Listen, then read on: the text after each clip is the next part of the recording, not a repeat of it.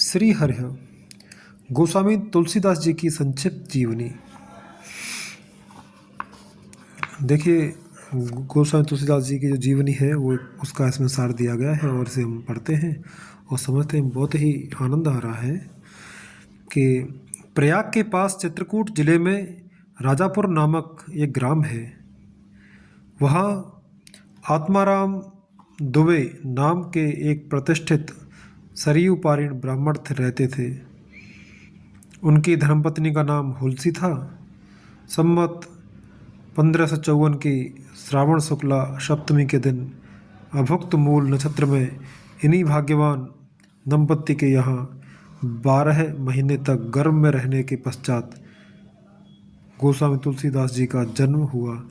देखो, विचित्र बात है देखने के लिए कि 12 महीने गर्भ में रहने के बाद ये जो गोस्वामी तुलसीदास जी थे उनके पिता का नाम था आत्माराम दुबे और इनकी जो माता थी उनका हुलसी नाम था। और ये देखो, ये बहुत ही विचित्र व्यक्ति रहे थे कि 12 महीने गर्भ में रहते। और देखिए, आगे आप जैसे पढ़ोगे तो और अच्छा रोचक तथ्य इसमें मिलेंगे कि 12 महीने गर्भ में रहने के पश्चात गोस्वामी तुलसीदास जी का जन्म हुआ।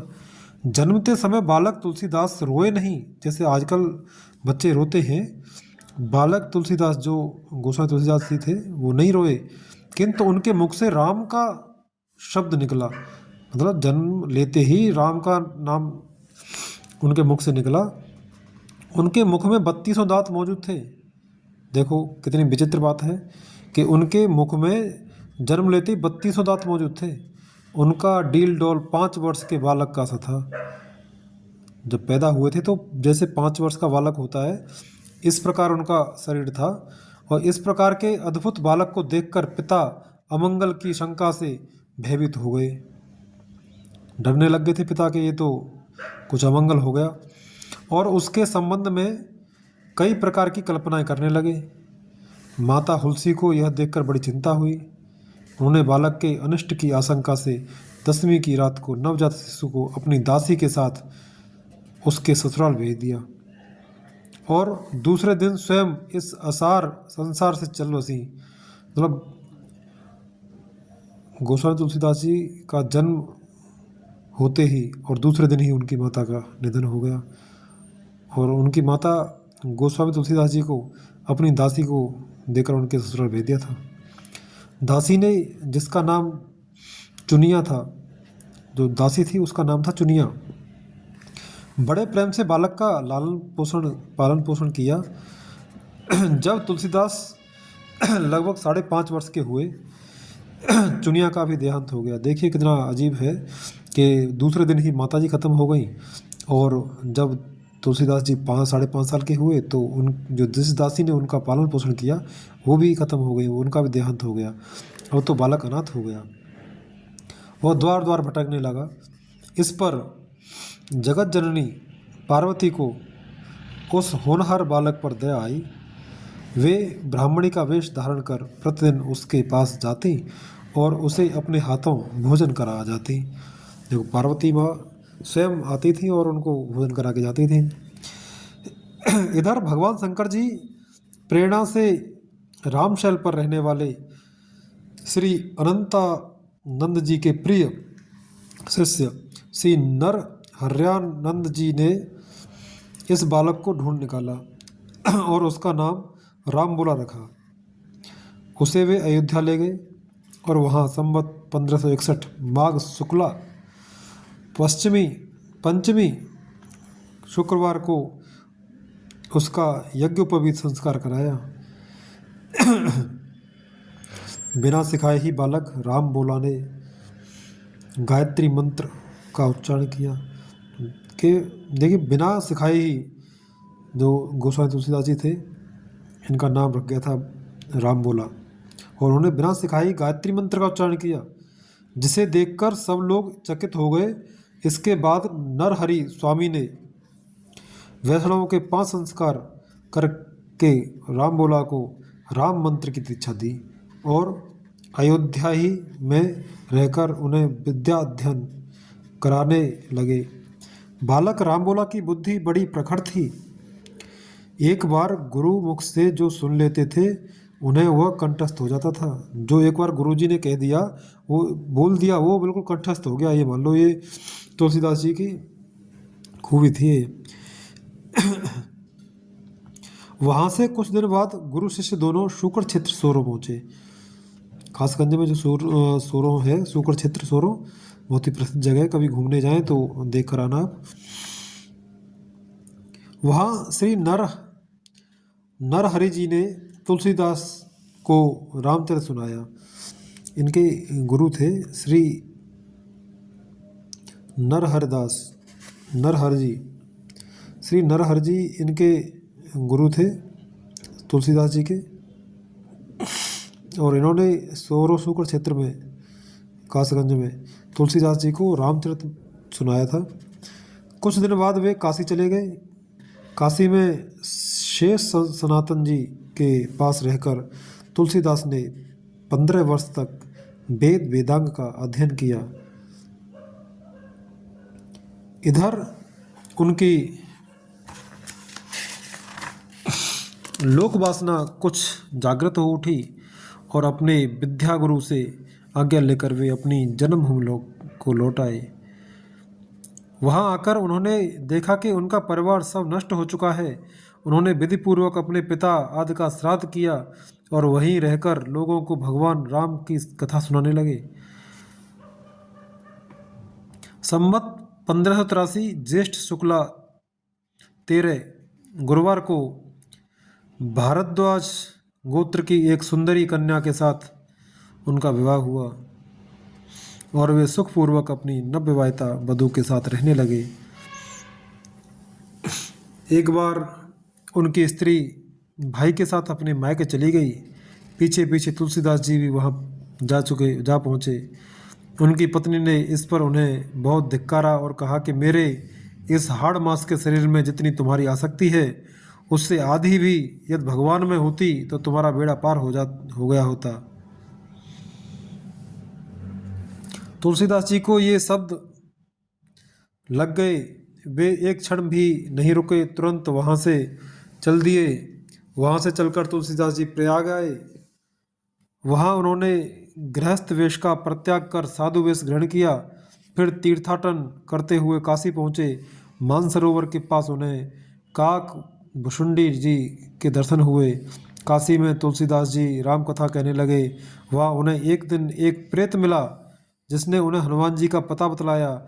हनुमान जी से मिलकर तुलसीदास जी ने उनसे श्री रघुनाथ जी का दर्शन कराने की प्रार्थना की। हनुमान जी ने कहा, तुम्हें चित्रकूट में रघुनाथ जी के दर्शन होंगे। इस पर तुलसीदास जी चित्रकूट की ओर चल पड़े। चित्रकूट पहुंचकर रामघाट पर उन्होंने अपना आसन जमाया। एक दिन वे प्रदक्षिणा करने निकले थे। मार्ग में उन्हें श्री राम के दर्शन हुए। उन्होंने देखा कि दो बड़े ही सुंदर राजकुमार घोड़ों पर सवार होकर धनुष बाण लिए जा रहे हैं। तुलसीदास जी उन्हें देखकर मुग्ध हो गए, परंतु उन्हें पहचान न सके। पीछे से हनुमान जी ने आकर उन्हें सारा भेद बताया तो वे बड़ा पश्चाताप करने लगे। हनुमान जी ने उन्हें सांत्वना दी और कहा, प्रातःकाल फिर दर्शन होंगे। कभी कभी हमारे जीवन में भी भगवान ऐसे ही आते हैं और हम पहचान नहीं पाते हैं। ये सत्यता है। कभी आभास करके देखना।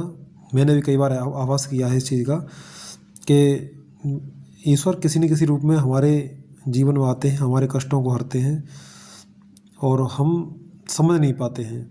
ये बहुत ही गहरी बात है, इसको समझने की ज़रूरत है। उसी प्रकार इसमें जैसे बताया गया है, बिल्कुल सेम ऐसे ही होता है कि हनुमान जी ने उन्होंने सांत्वना दी और कहा, प्रातःकाल फिर दर्शन होंगे। संवत 1607 की मौनी अमावस्या बुधवार के दिन उनके सामने भगवान श्री राम पुनः प्रकट हुए। उन्होंने बालक रूप में तुलसीदास जी से कहा, बाबा हमें चंदन दो। हनुमान जी ने सोचा वे इस बार भी धोखा न खा जाएं, इसलिए उन्होंने तोते का रूप धारण करके यह दोहा कहा, चित्रकूट के घाट पर भई संतन की भीड़, तुलसीदास चंदन घिसे तिलक देत रघुवीर। हनुमान जी ने तोता का रूप धारण करके ये दुआ कहा था, जिससे कि तुलसीदास जी दोबारा फिर न कहीं भूल जाएं कि ये भगवान है। इसलिए उनको याद दिलाने के लिए हनुमान जी ने तोता बनकर ये दोहा पढ़ा था। और इससे तुलसीदास जी उस अद्भुत छवि को निहार कर शरीर की शुद्ध बुद्धि भूल गए। भगवान ने अपने हाथ से चंदन लेकर अपने तथा तुलसीदास जी के मस्तक पर लगाया और अंतर्धान हो गए। भगवान राम ने अपने हाथ से चंदन लेकर तुलसीदास जी के मस्तिष्क पर, माथे पर लगाया था और अंतर्ध्यान हो गए। संवत 1628 में ये हनुमान जी की आज्ञा से अयोध्या की ओर चल पड़े। उन दिनों प्रयाग में माघ मेला था। वहाँ कुछ दिन वे ठहर गए। पर्व के 6 दिन बाद एक बट वृक्ष के नीचे उन्हें भरद्वाज और याज्ञवल्क्य मुनि के दर्शन हुए। वहाँ उस समय वही कथा हो रही थी जो उन्होंने शुक्र क्षेत्र में अपने गुरु से सुनी थी। वहाँ से ये काशी चले आए और वहाँ प्रहलाद घाट पर एक ब्राह्मण के घर निवास किया। वहाँ उनके अंदर कवित्व शक्ति का स्फुरण हुआ और वे संस्कृत में पद्य रचना करने लगे। परंतु दिन में वे जितने पद्य रचते, रात्रि में वे सब लुप्त हो जाते। यह घटना रोज घटती।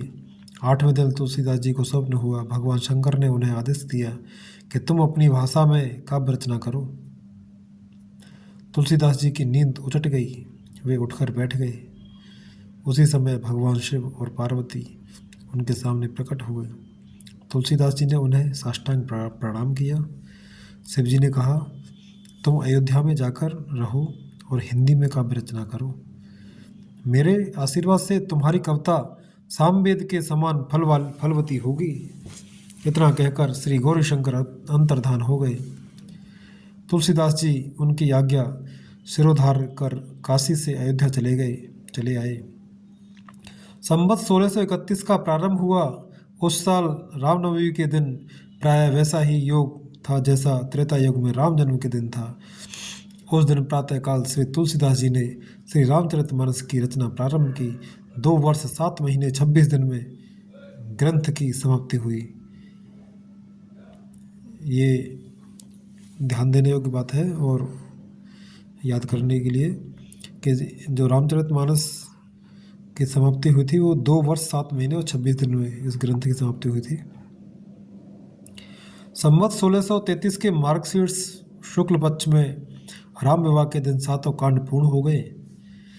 इसके बाद भगवान की आज्ञा से तुलसीदास जी काशी चले आए। वहाँ उन्होंने भगवान विश्वनाथ और माता अन्नपूर्णा को श्री रामचरितमानस सुनाया। रात को पुस्तक श्री विश्वनाथ जी के मंदिर में रख दी गई। सवेरे जब पट खोला गया तो उस पर लिखा हुआ पाया गया, सत्यम शिवम सुंदरम, और नीचे भगवान शंकर की सही थी।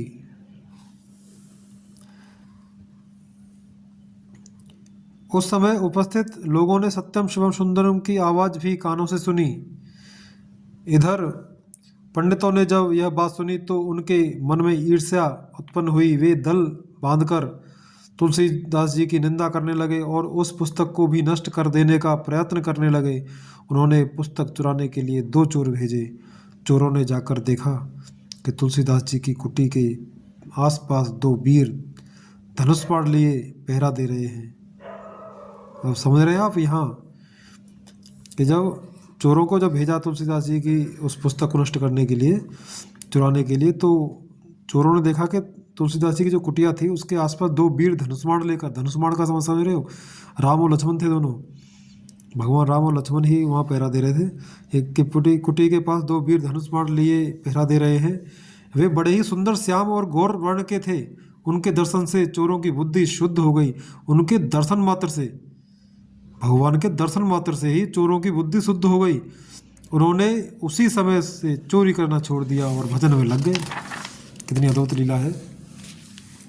तुलसीदास जी ने अपने लिए भगवान को कष्ट हुआ जान कुटी का सारा सामान लुटा दिया। पुस्तक अपने मित्र टोडरमल के यहाँ रख दी। इसके बाद उन्होंने एक दूसरी प्रति लिखी। उसी के आधार पर दूसरी प्रतिलिपियां तैयार की जाने लगीं। पुस्तक का प्रचार दिनों दिन बढ़ने लगा। इधर पंडितों ने और कोई उपाय न देख श्री मधुसूदन सरस्वती जी को उस पुस्तक को देखने की प्रेरणा की। श्री मधुसूदन सरस्वती जी ने उसे देखकर बड़ी प्रसन्नता प्रकट की और उस पर यह सम्मति लिख दी, आनंद कानने यस्मिन् जंग मस्तुल सीतरोह कविता मंजरी भात राम भ्रमर भूषिता। इस काशी रूपी आनंद वन में तुलसीदास चलता फिरता तुलसी का पौधा है।